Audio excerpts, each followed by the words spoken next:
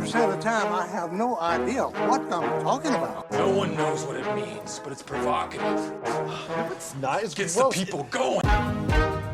You are now listening to Diagnonsense. Then we would just be idiots saying nonsense. With Kurt Honak. Damn it. And Isaac Smolden. I am also here. Maybe if people didn't soft open so much. Josh was talking about with the Wizard of Oz and how the poppy fields, there's an innuendo in there with the poppy fields, and it's putting everybody to sleep in the movie, and I had no idea that this was a metaphor until much older. So he's saying that Dorothy was addicted to opioids?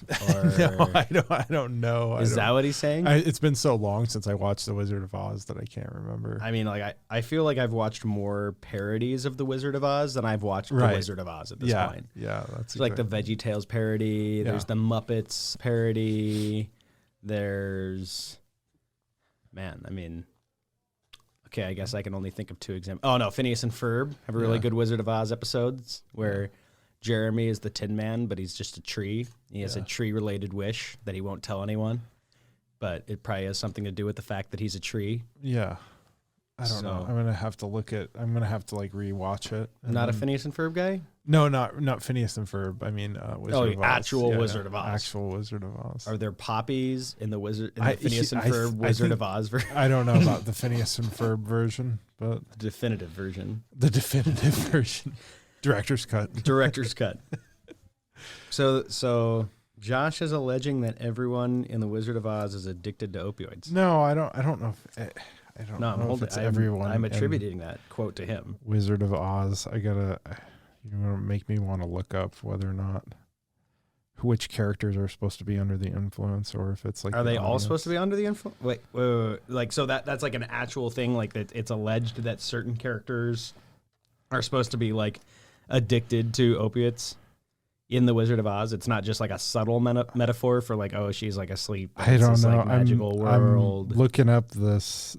Okay, so some random website. I have no National Museum of American History. So some random website. Well, let's hope that that's actually like. Is it a .gov? Yeah, no, it's. I don't know. Okay, it's a .edu. So apparently, this is .spyware.virus.com.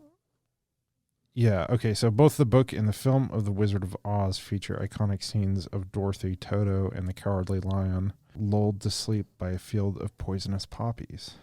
A deadly flower might seem curious at first, but poppies, of course, are no ordinary bloom.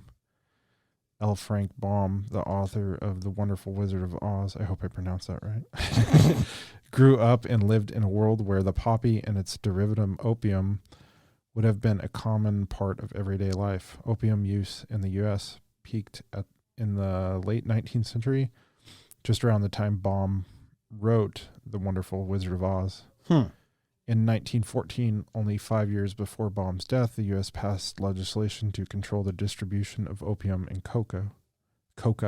So that's like cocaine, right? Right. While we can't know for sure, these concerns over opium may have inspired the famous Scarlet Field. The objects below explore the power and seduction of the poppy for turn-of-the-century Americans. Yeah, I don't remember them smoking opium in Phineas and Ferb, but I guess I could be wrong about There's that. some kind of innuendo, maybe. I don't know. Okay, well, while we talk about how our childhood heroes were actually heroin addicts, I will just say thank you for tuning into Diagnonsense, and that I'm Isaac Smolden, and I'm joined by Kurt Honak. Yes, that's how me. How are you doing, Kurt? I'm doing great. Shocked by the Wizard of Oz reference? Ferb's crippling heroin addiction? Yeah. No, I didn't. He doesn't talk much, though. It's probably why. It actually explains a lot. Yeah, I didn't watch Phineas and Ferb that much, so I don't know. But you should. I know that when Josh was talking about that in the Wizard of Oz, I thought that was interesting. I thought that was an interesting footnote. Yeah. In that film. Yeah. Everything leads back to Big Pharma, as always. Housekeeping. There's a part 1 to this where we like talk for an hour about a brief generalized history of the Opium Wars. You also could just look up the Wikipedia article and like take 2 minutes out of your life instead of an hour. But if you're driving, then I guess it might be better to listen to us pretend to sound smart about history. So now we've gotten to the analysis portion of this 2-part series where we talk about the what does this mean.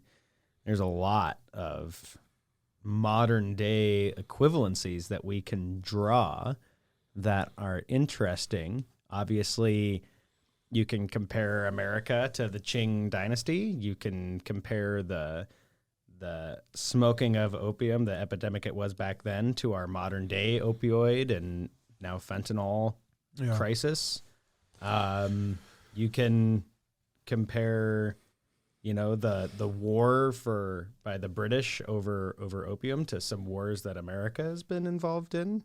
It's the possibilities are endless when it comes to analyzing history. I mean, you can make anything pretty much mean anything, which the Chinese Communist Party definitely did when it comes to this topic. They're really the propaganda machines never stop over there. There's a spider on the wall, and I'm just gonna have to keep staring at it this whole episode. Just look at it. No, I just had to derail us, but I'm definitely gonna have to kill it. I'm afraid if I look away though, it's going to disappear, and that's really going to bother me, because the only thing worse than seeing a spider right next to where you work is not seeing a spider next to where you work after you previously saw one. Anyway. CCP nanobot. No. They're in the walls, literally. They're literally in the walls right now. Kurt, what are your initial thoughts when it comes to this? This conversation about the parallels are kind of the whole reason that I read this book. It's the whole reason we're doing this. Yeah, I'm not super impressed with where our mental health care system is. Wait, you? Yes. You're not shocking. Shocking. Hang on. We need to stop for a second. This is man. And I feel like the opioid epidemic is driven by 2 things, and it's physical pain relief, but also mental pain relief. So the reason why I was interested in the history, right, because I'm going, how could they not know that opium was addictive or dependency causing when the synthetic versions of opioids started to be developed and released for prescription? Right. You have all these medical associations and doctors saying, how could we have possibly known when we just, the Chinese empire just collapsed 200 years ago from, not even 200 years ago, I don't think, from opium trade and dependency and addiction. And that was my reason for reading the book, but it just kind of affirmed the suspicion that I had that we've always kind of known that opium was dependency causing and addictive. And I think in various different contexts. You started talking about the Chinese government, and the spider got really agitated. So I'm just gonna make sure. Is it gonna jump at me? I don't know. Should we hit it with something? No. I gotta be a man. Here. Okay.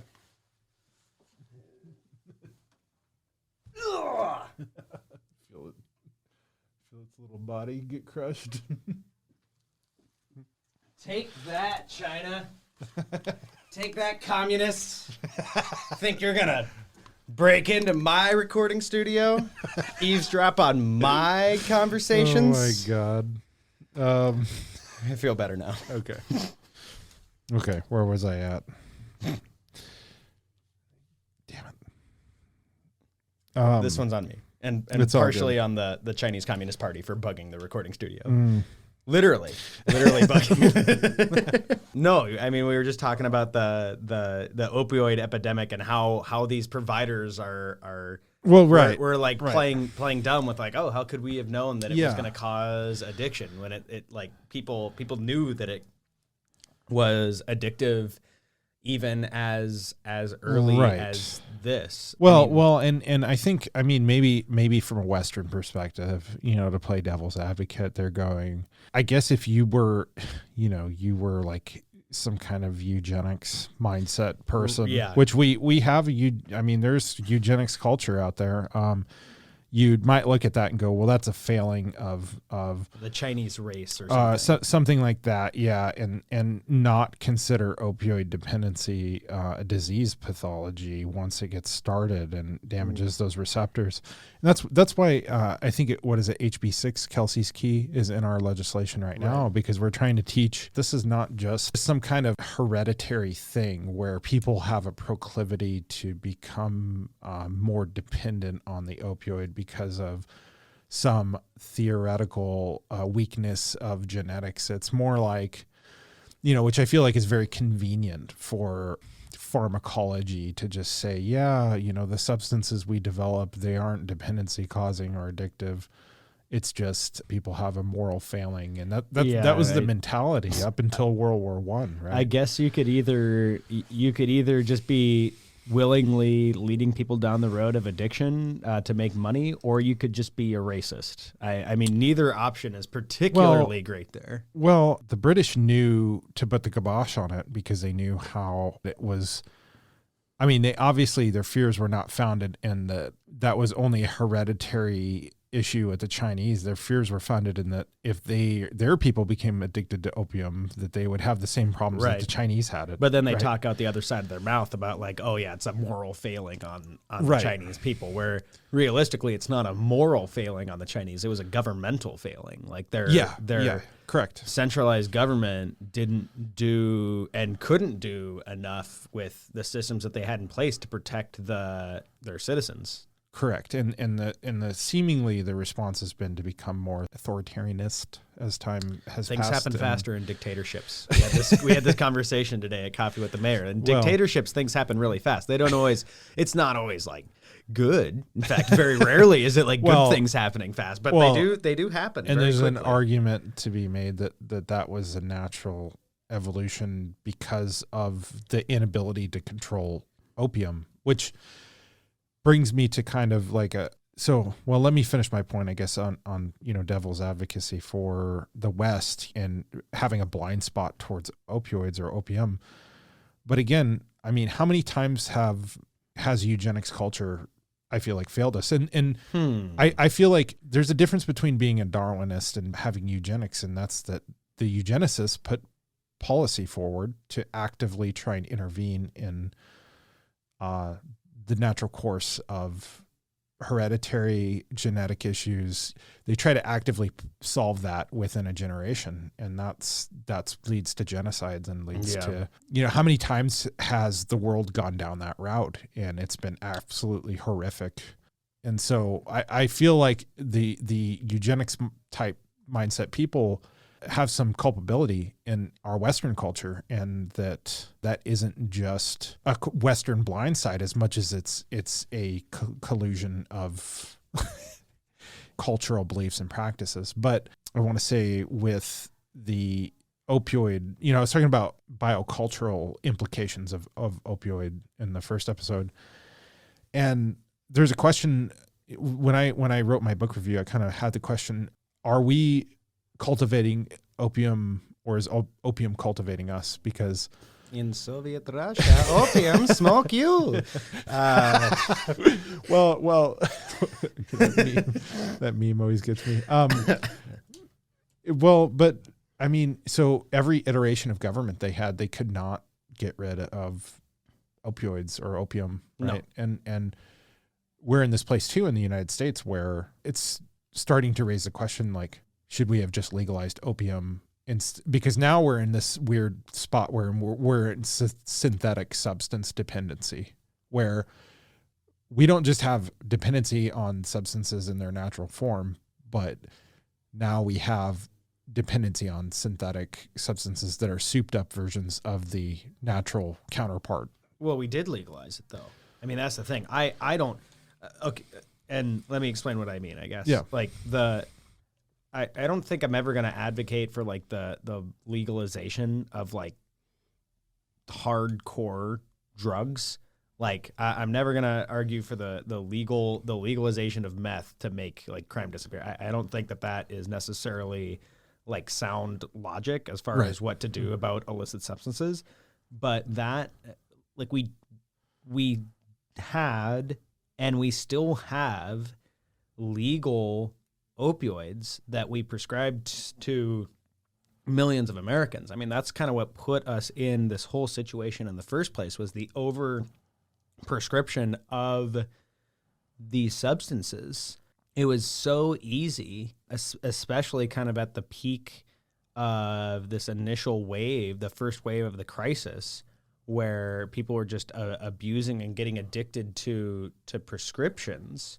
It was so easy to gain access to those, comparatively speaking, to what it should have been. Yeah. And you know, the next phase is then we see like, well, as people can't afford those, then they turn to heroin, and now we're kind of seeing the third wave with fentanyl, where, you know, you have an active poisoning of these drugs in order to turn a profit. But without legalizing heroin nationwide, without taking a drastic step like that, we kind of allowed it to be legal, just in a different form. context. And we were complacent. I'm going to read my favorite quote out of this entire book.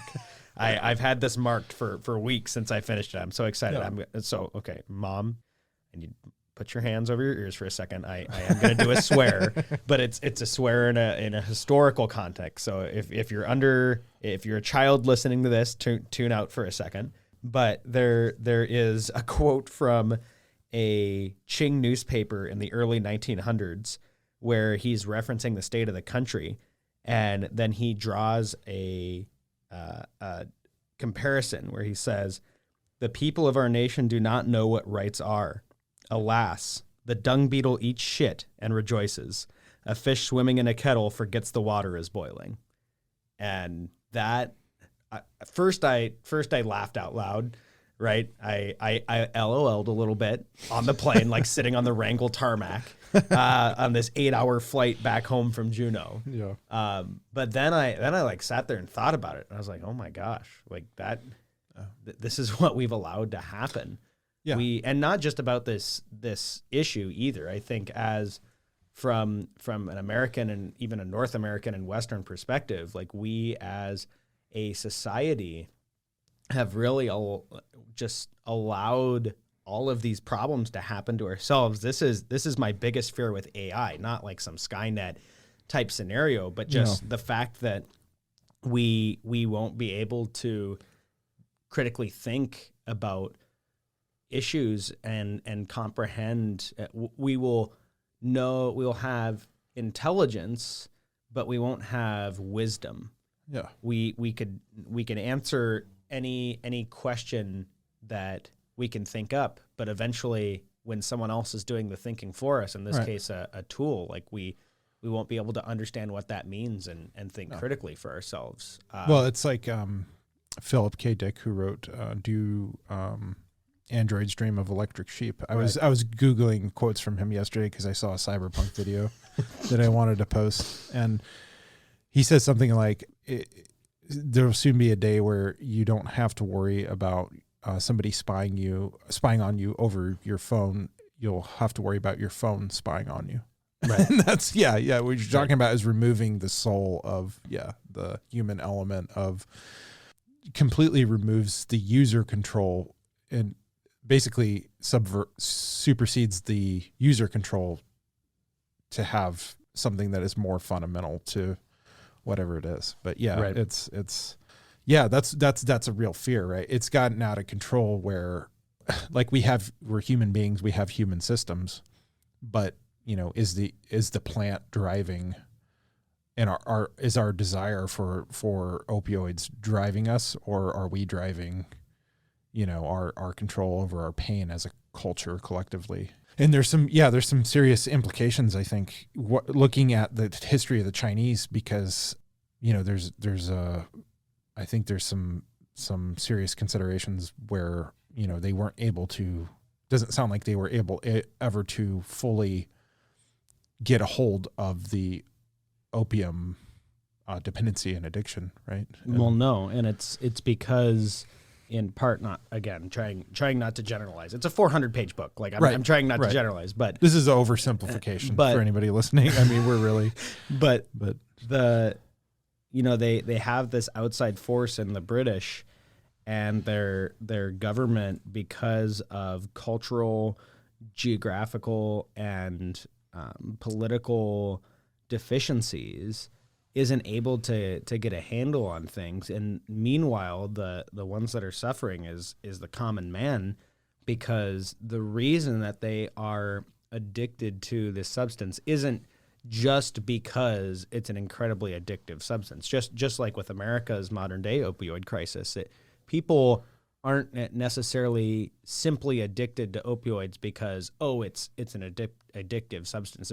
There's another factor involved that I don't think we talk about enough, which is the mental health aspect, where you said it like right at the beginning of this episode, Kurt. It's not just medication for physical ailments, it's a medication for the emotional and mental ailments and we're what going through. And what changed my mind about that was I read research, I think it was research on Tylenol, so acetaminophen, and it was saying that... Don't come after acetaminophen. Well, no.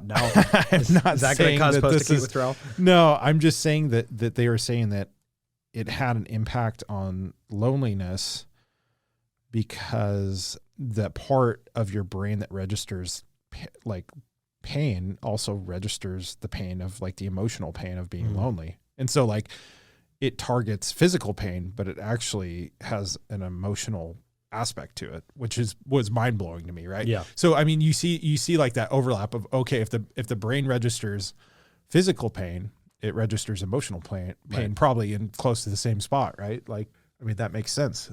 It's troubling because I feel like the same sort of culture and ideology with the mental health care system has also driven the pain management sort of industry, where it's like we're never really getting to the root of why somebody is in pain. We're just applying Band-Aids over and over again, to that, instead of like looking at a more fundamental reason. And I think, in the short term, obviously that works for everybody, or typically does, but in the long term, we're going to see something like that cultural, biocultural evolution where, are we taking our prescriptions, or are prescriptions taking us? How symbiotic is this relationship where if, and that's something I feel like the secular sort of material science approach to medicine and health and mental health, physical health misses, because it's like, yes, you've alleviated the problem, but you've existentially changed the human being in your process to do that. Right. To where it's like, yeah, you're numb to physical pain, but now you're numb to emotional pain. And it's like, well, if you're numb to emotional pain, you're not going to be driven to, like, it changes the whole entire biological fabric of the human being. And that's where it's tragic, because, and I'm not saying that the sort of racism is validated or anything like that. I guess what I'm saying though is that there is a fundamental change biologically that's occurring, and that's not something that was there. That's something that's being introduced. And that's what kills me about the eugenics kind of arguments, is that you're sinking the ship to fix the hull breach or something. It doesn't make any sense to me. It's like a backwards sort of mentality about how to get to the core of the problem. If we just filled the hole in the ship with water, then it's like destroy the body to save the soul. Sort of like, it's almost like a theological perversion of that's where I'm at with it anyway, is that I just don't. And so I feel like there's this dual betrayal of, in the United States, at least, where psychiatry is supposed to be the thought leader. I mean, a psychiatrist is a soul doctor, right? We have this betrayal where we're supposed to have in them a little bit of a theological bridge, or a secular bridge to theology, maybe, or maybe vice versa. And instead what we're getting is this eugenics mentality that we know spiritually robs culture, but it also creates this biological perverse situation where we're really on borrowed time. You know, we don't really ever get to really the core root of why people are in pain. Or one of the things they did was, I think for the World Health Organization, I think it was, they took some hospice end of life study to determine the dependency of opioids or the addictive potential. And I'm not saying it doesn't have an application in that, but they based their entire treatment of pain off of that study. If you read Sam Quinone's Dreamland, he talks about that. And that's troubling for me because I feel like I read the Opium Wars, and that reaffirmed to me that culturally we really have some serious reform that needs to happen, or else we're going to be fighting with people over the same issues that they're facing culturally, and that's just going to devolve into very poor reasons to make choices, I think. Well, I think a lot of that is emblematic of the root of the biggest problem of our society, where we're constantly looking for the silver bullet solution for everything. Like, you're depressed, take a pill. Yeah. Oh, you're in pain, take a pill. I agree with that, but I don't believe that the people that are supposed to be the gatekeepers for the truth for that, I believe that people are looking for quick fixes, but I don't think that, people that are put in positions of authority should hurry them along into the gates of hell, so to speak. Like, yes, this is the way. Yeah, you want to solve homelessness? Like, well, let's just round up all the homeless people and put them in one spot and offer them no path forward. I mean, that's. It's like, wow, what a simple solution. Why didn't I think of that? What a simple solution. Why didn't I think about that? Because it doesn't work unless I have yet to see something in real life where there's just a Staples press easy button to fix. Yeah. What did we say a couple episodes ago? If there's a way to shoot homelessness in the face, I would. But you, you can't. That's such a terrible. Terrible meme or whatever. You can't shoot societal problems in the face and like just expect, and then they'll go away and they'll never come up again. Like, yeah. And that's what you can see it in this book. You see government official after government official come in, try to slap an easy fix on this to get the problem to go away, and it never works. And the more they try it, the more it spirals out of control. I mean, we're in the third phase of, and here in the Matsu, we had 11 overdoses in the past couple weeks. I think it was like 11 overdoses and 3 deaths. They were able to Narcan the other 8 people back. I mean, essentially back to life and get them to the hospital and save them. But I mean, that Narcan, I love Narcan. I love the fact that we do naloxone training here. It's truly a miracle substance, but that's not a long-term solution to a opioid dependency. That's like a break glass in case of emergency type of solution. It's when we say like something like methadone assisted treatment, is I was having this conversation with Michael Carson, is like a treatment part of that. There's a T in there for treatment. It's like when these are short-term solutions to long-term problems. And that's why obviously not creating the dependency in the first place is upstream of where we want to. That's where we want to be. We want to be upstream. And I just don't see that. Unfortunately, it's like, we can go through, a lot of people want a lot of different government changes. And it's like, what happens if we end up like the Chinese, where we have all these different government reformations, and then, at the end of the day, we still have those same issues. There's a danger of that, I think of looking outside instead of looking in, Well, so we were joking about this before we started recording, where we were like, well, on one hand, there's really no winners. Like on one hand, you have you're either morally bankrupt or your society crumbles because of your complacency when it comes to these two empires in this book.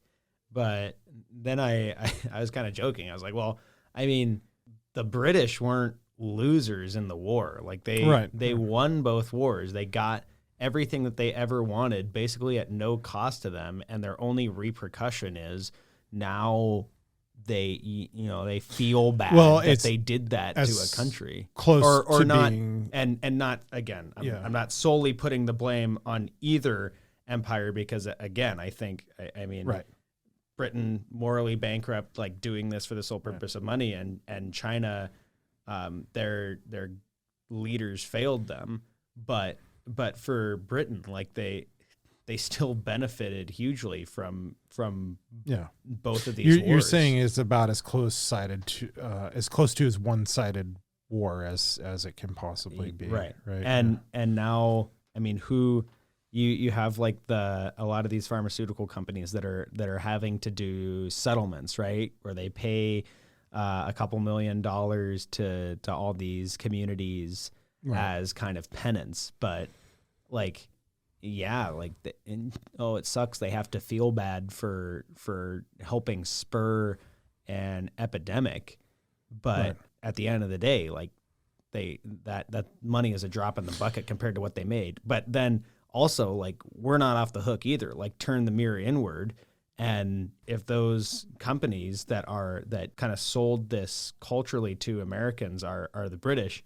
That kind of makes all the rest of us the Chinese, where our complacency and our desire as a society for this quick fix to pain rather than confronting it is what also just as equally to blame for this epidemic. And I don't think I see enough of that. I think you see now the rhetoric is, oh, these pharmaceutical companies, like, they just screwed us all over, and it's like, well, like, there's still a demand side to that equation. Like, yes, the supply side is at fault, like, hugely, but there's a demand side to the equation, and I feel like this author, like, the dung beetle eats shit and rejoices. Like, we allowed this to happen to ourselves. Yeah, and there's something that William Burroughs has a line like that too, where he says the junk dealer doesn't. He like essentially cheapens the customer. He doesn't improve his merchandise. He cheapens the customer, and that's I mean, we're in this prolonged sort of cultural decline where, I mean, there can be settlements, but that doesn't fundamentally like the amount of economic opportunity that is taken out of a life from opioid dependency, and the amount of recovery that person has to do and support that person needs to heal from that, if they even so choose to go down that route, because here we have a substance that's comparable to the pain relief that they're trying to get naturally. I mean, I don't know if there's a way you can reconcile that. Certainly the Chinese don't feel like that's, I would say the CCP, of course, doesn't feel like that's reconcilable, but, there's a question of, how reconcilable is that? But again, that's in the human condition, right? I mean, that's the nature of government, I think, to some extent too, is like, I mean, that's why I think that, limited government is better, because the centralization, I feel like, hasn't helped anybody in terms of, I like the idea that people don't have to pay for other people's sins, especially when they didn't cause them, right? Or maybe exclusively when they didn't cause them. But that's why I wanted to review the book, because, I wanted to answer that question myself. Yeah. Well, this was all very sad. Where's Very the sad. where's the hope, Kurt? Where can we leave people with? Well, I some always hope? I always think that independence is important. I feel like having your own independence, your own sustainability. I really feel like the solution is decentralization. Had the empire not been as big and as vast, who knows if they would have been able to trade it at the level that they were trading it. I feel like if people really feel like, hey, you know what? I don't want pharmaceutical interest in my, my classroom or my, I don't want my children Or around my that. elections. Or my elections, then people should be able to draw that boundary. That shouldn't be, if the substance is driving us more than we're driving the substance, I think we have to existentially look at that as a culture and say, yeah, we need to deal with that in a way that, not coming at it from a place of ignorance where we're persecuting people for using it, but understanding the potential for that to get out of control and have an adverse effect on our entire civilization or maybe even species. Yeah, I think that is it for me right there. When you talk about ignorance, be informed, know who's taking money from whom, know who has what to gain. When you see, some of this messaging, know what you put into your body. Yeah. Know, be informed, be critical thinkers. Do your own research.